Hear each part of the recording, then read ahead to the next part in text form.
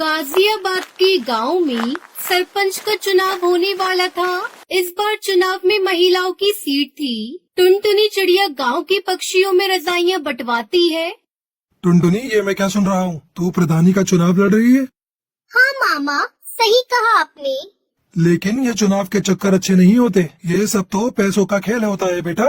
हमारे पास तो इतने पैसे भी नहीं है। मामू, आप फिक्र मत कीजिए। मेरी कालू कौवे से बात हो गई है।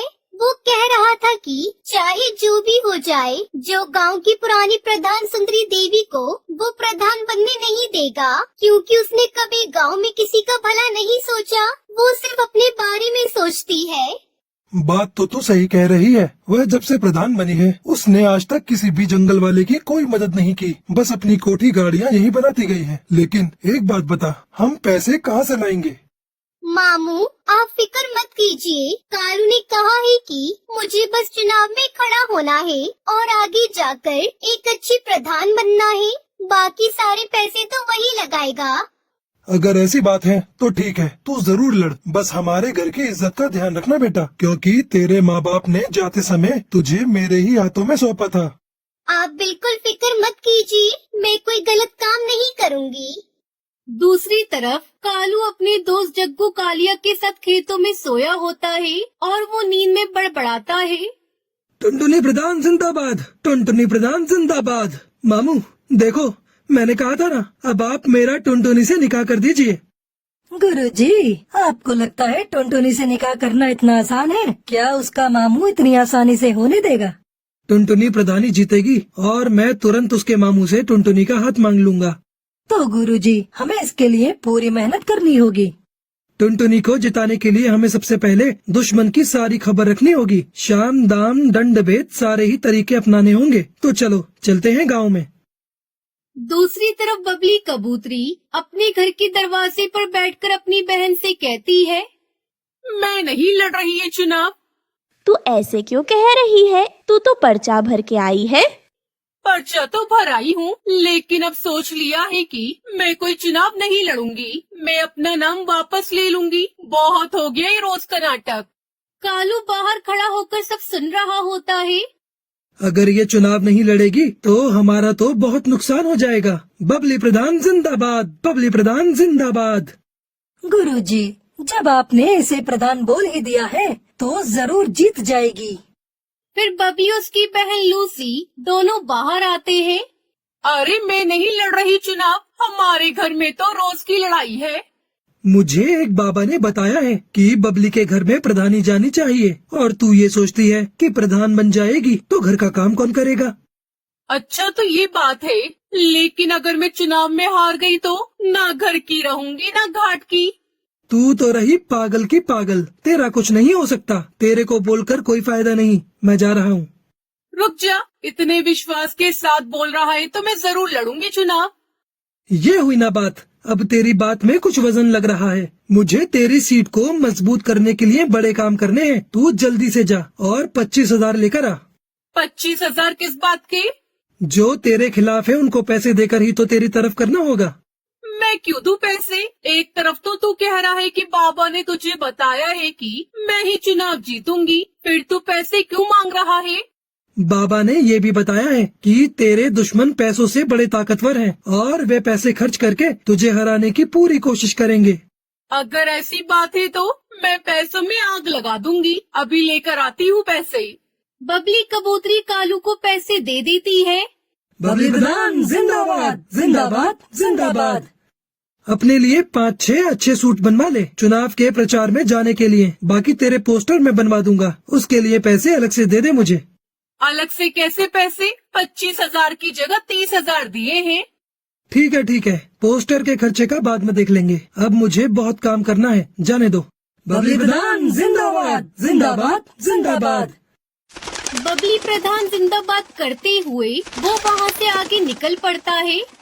कालू पूरा माहौल बना देगा, तुझे प्रधान भी बनवा देगा। गुरुजी, कमाल हो गया। 1 मिनट में 30,000। चलो सुंदरी प्रधान के घर। सुंदरी प्रधान जिंदाबाद, जिंदाबाद, जिंदाबाद। सुंदरी प्रधान जिंदाबाद। सुंदरी प्रधान जिंदाबाद करते हुए वो दोनों सुंदरी प्रधान के घर पहुंच जाते हैं। मेरे टक्कर का इस पूरे गांव में कोई नहीं है। प्रधानी का चुनाव तो मैं ही जीतूंगी। हाँ सुंदरी प्रधान, तुम बिल्कुल ही सही कह रही हो, तुम ही जीतोगी। मैं तो स्कूल में खड़ा होकर सारे वोट तुम्हारे ही नाम पर डलवाऊंगा। मेरा बस चले तो सबको भगाकर खुद ही तुम्हारे नाम पर वोट डाल दूं। कालू तू याद रखना मुझे। इसमें याद वाली क्या बात है? मेरे दादा परदादा, इसके दादा परदादा सब हमेशा से ही तेरे साथ हैं। बस कालू तूने कह दिया तेरा साथ है तो आधा चुनाव तो मैं अभी जीत गई। अब तू एक काम कर, थोड़े कंबल ले जा और गांव में बंटवा दे। सुंदरी प्रधान, हम ऐसे ही किसी के पास नहीं जाते, और किसी के साथ खड़े हो गए तो उसे जिताकर ही छोड़ेंगे। सही कहा ना जग्गू कालिया? तो बोलो सुंदरी प्रधान जिंदाबाद। बस तुम तो अपनी प्रधानी पक्की समझो। वैसे तो मुझे खुद पर पूरा विश्वास है, अब तुमने कह दिया तो विश्वास और पक्का हो गया। अरे हम जो बताने आए थे वो तो भूल ही गए। मेरे पास बबली आई थी नोटों की थैली लेकर। हमने वो पैसे नहीं लिए। जब उसको वोट ही नहीं देना है तो थैली क्यों लेना है? अच्छा किया। अगर तेरा समर्थन मिल गया कालू तो मुझे हराने वाला कोई नहीं है। तुझे समर्थन चाहिए या वोट चाहिए? बस समर्थन तो हम तेरे लिए ले ही आएंगे, और जो वोट नहीं देगा उसे खिला पिला कर तेरी तरफ कर देंगे। मुझे तेरे से यही उम्मीद थी कालू। तू जिस चीज पर हाथ रख देगा वो तेरी होगी। बस एक बार मुझे चुनाव जीत जाने दे। जिस चीज की भी जरूरत हो आकर ले जाना। तेरे घर का तो मैं पानी भी नहीं पीऊंगा। तुझे वोट देने के लिए मैं तेरे से कुछ लूंगा क्या? वह तो जब मैं गांव में निकला तो 2-4 पक्षियों ने पूछा कि भाई किसे वोट डालना है, कुछ खिला पिला दो। उसके लिए मैं तेरे से पैसे लूंगा, उनको खिलाने पिलाने के लिए और तेरी तरफ करने के लिए, वरना मैं तो एक पैसा न लूं। कालू, जब तेरे जैसे लोग मेरे फेवर में है ना तो मैं ही जीतूंगी चुनाव।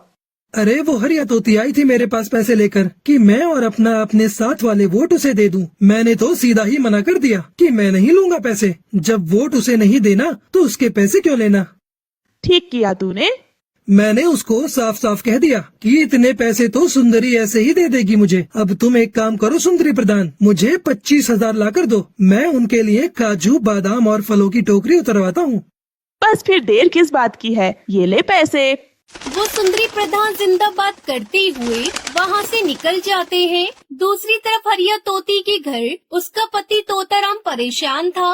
क्या सोच रही हो? मैं यह सोच रहा हूँ कि तू इस बार चुनाव मत लड़। क्यों न लड़ू चुनाव? मेरी बात हो गई है, सारा गांव मेरे साथ है। अरे 2 बार तो मैं भी चुनाव लड़ चुका, देख हार के बैठा हूँ। तुम हार गए लेकिन मैं तो जीतूंगी।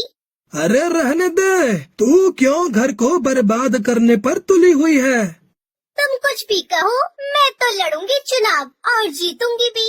तभी कालू आता है। हरिया प्रधान जिंदाबाद। देखो, कालू खुद मेरी जी-जी-कार करते हुए आ रहा है और ये जिसके पीछे लग गया वो तो जीत ही गया समझो। अरे तोताराम, क्या बात हो गई? दुखी क्यों हो? क्या बताऊं तुझे, 2 बार चुनाव लड़ा और हार गया। अब ये चुनाव लड़ने को कह रही है, बात ही नहीं मान रही मेरी। अब हार की बात करेगा तो हारेगा ही। जीत की बात कर, जीत की। पीछे मुड़कर देखना छोड़ दे और आगे की तरफ बढ़। कौन समझाए? ये तो पुरानी बात पकड़ कर ही बैठे हैं। मैंने कहा जिसके साथ कालू हो उसकी तो जीत ही होगी। अब तुम्हें क्या बताऊं, 3 बार आ गए मेरे घर पर 30,000 40,000 लेकर। कह रहे थे कि तुम बस चुनाव जितवा दो, पैसे चाहे कितने भी लग जाएं। तूने किसी को हाँ तो नहीं करे? ऐसे कैसे हाँ कर देता? ऐसी गालियाँ दी, अगर तू सुनती तो तेरे कानों से खून आ जाता। बिल्कुल सही किया तूने। मैंने तो बोल दिया कि तू 30 लेकर आई है, 40 तो हरिया मुझे ऐसे ही दे देगी। इतने पैसे तो नहीं दे पाऊंगी। कितने पैसे दे पाएगी? बताओ जी। क्या बताऊं, 15,000 दे दे कालू को। ठीक है, ये तो हमारे घर की बात है। बाकी के पैसे बाद में दे देना। और एक बात बता दूं, ये पैसे मैं अपने लिए नहीं ले रहा, लोगों की खुशामद के लिए ले रहा हूँ, ताकि उनका वोट तेरे नाम पर डलवा सकूं। मुझे क्या करना है पैसों का? वोट के लिए तो हमने दारू मंगा रखी है। अरे बेवकूफ, जो दारू नहीं लेता उनके लिए कुछ और मंगवाना पड़ेगा। बस ये पैसे उनमें ही खर्च करूँगा। ठीक है, पैसे ले जा और दारू की बोतल भी ले जा और बना दे हमारे नाम का माहौल पूरे गांव में। कालू और जग्गू कालिया हरिया प्रधान जिंदाबाद करते हुए वहाँ से निकल जाते हैं। कुछ दिनों बाद बबली अपनी बहन से कहती है, मुझे बाकी किसी से डर नहीं है, सिर्फ टुनटुनी से डर है। बिना पति के इलेक्शन लड़ रही है। गांव के सारे मर्द पक्षी तो इसे ही वोट देंगे। तुम फिक्र क्यों करती हो? वैसे भी ये अपने गांव की है नहीं, ये इसके मामा का गांव है। इसकी सीट तो कैंसिल ही कर देंगे। वोटिंग का दिन आता है और गांव में वोट पड़ते हैं। सुनो गांव वालों, हमारे अधिकारी जी ने वोटों की गिनती कर ली है। अब वह परिणाम की घोषणा करेंगे। गांव वालों, टुनटुनी 103 वोटों से आगे है और वह गांव की प्रधान घोषित की जाती है। टुनटुनी कालू सब नाचने लगते हैं। गांव वालों, हमें पंचायत बुलानी होगी। यह चुनाव गैर कानूनी हुआ है। हाँ हाँ, सही कहा तोताराम ने। ये चुनाव गैर कानूनी है। टुनटुनी तो इस गांव की है ही नहीं, फिर ये चुनाव कैसे लड़ सकती है? गांव की चौपाल पर पंचायत बिठाई जाती है। गांव वालों, तोताराम का ये कहना है कि टुनटुनी इस गांव में गलत तरीके से चुनाव जीती है, क्योंकि वह इस गांव की है ही नहीं, इसलिए चुनाव दोबारा होंगे। क्यों होगा दोबारा चुनाव? मैं प्रधान बनी हूँ, मुझे जिताने वाले गांव के पक्षी ही है। हम पागल हैं जो हमने चुनाव के लिए 10 बीघा जमीन बेच दी। मैंने कोई गैर कानूनी तरीका नहीं अपनाया है। चुनाव लड़ने या जीतने के लिए मैं इस गांव की हूँ। मेरा निकाह इस गांव में हुआ है और इस हिसाब से मैं यहाँ चुनाव लड़ सकती हूँ। किसके साथ हुआ है तेरा निकाह? हमें भी तो बता।